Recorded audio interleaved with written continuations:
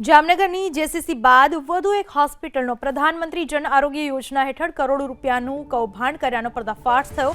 જામનગરની ઓશવાડ આયુષ હોસ્પિટલે 35 દર્દીઓને જરૂરિયાત ન હોવા છતાં સ્ટેન્ટ બેસાડી દીધાનો આરોપ લાગ્યો છે।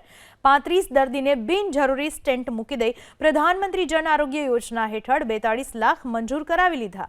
કૌભાંડ સામે આવતા જ રાજ્યના આરોગ્ય વિભાગે ઓશવાડ આયુષ હોસ્પિટલને 1,26,77,000 રૂપિયાનો આરોગ્ય વિભાગે દંડ ફટકાર્યો। એટલું જ નહીં, હોસ્પિટલના કાર્ડિયોલોજી વિભાગને પ્રધાનમંત્રી જન આરોગ્ય યોજનામાંથી સસ્પેન્ડ કરી દેવાય તો હોસ્પિટલના કાર્ડિયોલોજી તબીબ ડોક્ટર શ્રીપદ ભીવાસ્કરને સસ્પેન્ડ કરી દેવાયા। આ તરફ ઓશવાડ આયુષ હોસ્પિટલના સેન્ટર હેડ દેવેન્દ્રસિંહ ઝાલાએ દાવો કર્યો કે તમામ પ્રોસિજર નિયમો હેઠળ અનુસરવામાં આવશે। સંબંધિત સત્તાવાળાઓ એટલે કે અપ્રુવલ કમિટી અને સરકારની પણ મંજૂરી બાદ જ પ્રોસિજર થઈ છે। ત્યારે સવાલ એ પણ થાય કે મંજૂરી આપતી કમિટીમાં કોનો સમાવેશ થાય છે? આ કૌભાંડમાં કમિટીના સભ્યોની શું ભૂમિકા છે? એક જ મહિનામાં પીએમજેએવાયમાં 2 મોટા કૌભાંડ બહાર આવતા તબીબી આલમમાં સોંપો પડી ગયો છે। શહેરીજનોને હવે તો પ્રશ્ન મૂંઝવી રહ્યો છે કે જામનગર શહેરમાં હજુ કેટલા મેડિકલ માફિયાઓ છે?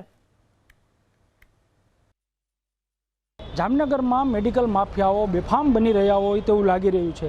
એક બાદ એક જે કિસ્સાઓ સામે આવી રહ્યા છે ત્યારે સવાલ એ થશે કે દર્દીઓ છે તે કોના પર વિશ્વાસ કરે। થોડા દિવસો પૂર્વેની વાત છે કે જામનગરની જેસીસી હાર્ટ ઇન્સ્ટિટ્યૂટ દ્વારા પીએમજેવાય યોજના છે તેમાં કઈ રીતે ગોટાળા કરવામાં આવતા હતા તે સામે આવ્યું હતું। હવે જામનગરના જૂની પ્લોટ પોલીસ ચોકી છે તેની પાસે આવેલ આ ઓશવાડ આયુષ હોસ્પિટલ છે તેના આપ દ્રશ્યો જુઓ। આ ઓશવાડ આયુષ હોસ્પિટલમાં પણ પીએમજેવાય યોજનામાં જે કાર્ડિયાક પ્રોસિજર કરવામાં આવે છે તેમાં ક્યાંક ને ક્યાંક ગેરરીતિઓ છે તે થતી હોવાનું સામે આવ્યું છે।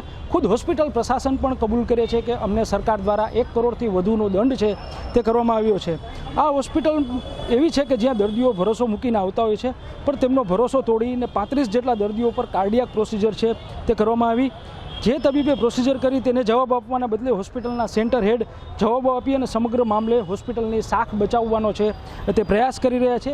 દર્દીઓ ડૉક્ટર એટલે કે જેને ભગવાન માને છે અને હોસ્પિટલ એટલે કે જેને મંદિર માને છે તે હોસ્પિટલમાં ભરોસો કરીને આવે છે, પરંતુ ક્યાંક ને ક્યાંક પીએમજેવાય યોજના હેઠળ જે દર્દીઓને જરૂર નથી તેના પર પણ કાર્ડિયાક પ્રોસિજરો છે તે કરવામાં આવે છે। એવું આ ઓશવાડ આયુષ હોસ્પિટલ છે તે વધુ એક વખત ખુલ્લું પડ્યું છે।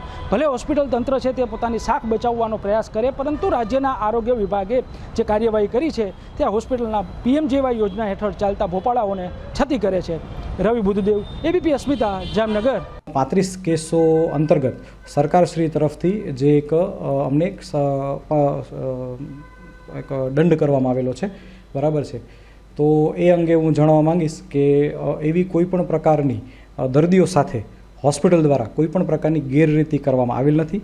ડિફરન્સ ઓફ ઓપિનિયન આપણે કહી શકાય છે, બરાબર છે, કે જે સરકારશ્રી જ્યારે એમના સમક્ષ અમને બોલાવશે તો અમારી પાસે બધા જરૂરી પુરાવાઓ, જરૂરી દસ્તાવેજો, જરૂરી વિડીયોઝ, અધર ભારતની સારી નામાંકિત હોસ્પિટલના ડૉક્ટરોના રેફરન્સ, મેડિકલ બુકના રેફરન્સ, આ બધી વસ્તુ અમારી પાસે છે જે જ્યારે સરકારશ્રી બોલાવશે ત્યારે અમે આ વસ્તુ એમની સમક્ષ રજૂ કરશું। તો જામનગરની જેસીસી બાદ વધુ એક ખાનગી હોસ્પિટલના પાપનો પર્દાફાશ। ઓશવાડ આયુષ હોસ્પિટલ પર પીએમજેવાય હેઠળ ગેરરીતિ આચરવાનો આરોપ। જરૂર ન હોવા છતાં 35 લોકોના હૃદય ચીરીને પીએમજેવાય હેઠળ ખંખેર્યા 42 લાખ। મામલો રફેદફી કરાવવા હોસ્પિટલના હવાતિયા શરૂ થઈ ગયા કે શું? નિર્દોષોના હૃદય ચીરી નાખ્યા અને હવે કાર્યવાહી થતા બચવા માટે હવાતિયા શરૂ। હોસ્પિટલે આર્થિક સ્વાર્થ માટે નિર્દોષોના જીવ કેમ જોખમમાં મૂક્યા? શું હક હતો? જો કોઈ દર્દીનું મૃત્યુ થાત તો જવાબદાર કોણ? જરૂર વગર આટલા સ્ટેન્ટ બેસાડી દીધા એના માટે જવાબદાર કોણ?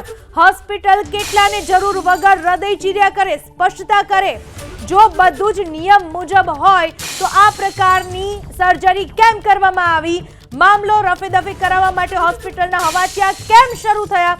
જો હોસ્પિટલ સાચી હતી તો પછી હવે હવાતિયા કેમ મારી રહી છે? સૌથી મોટો સવાલ। 35 દર્દીઓને જરૂર વગર હૃદય ચીરી નાખવામાં આવ્યા, સ્ટેન્ટ બેસાડી દેવામાં આવ્યા।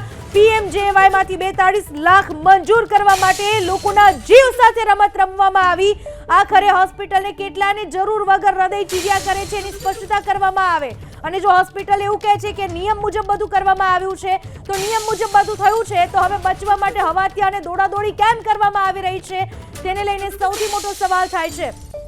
હોસ્પિટલને દંડ કરવામાં આવ્યો, કરોડોનો દંડ કરવામાં આવ્યો છે, પણ શું એ દંડથી લોકોના આરોગ્ય સાથે જે ચેડા કરવામાં આવ્યા, વગર જરૂરિયાતે સ્ટેન્ટ બેસાડી દેવામાં આવ્યા, એ શું હવે પાછું આવી શકશે? એ સૌથી મોટો સવાલ.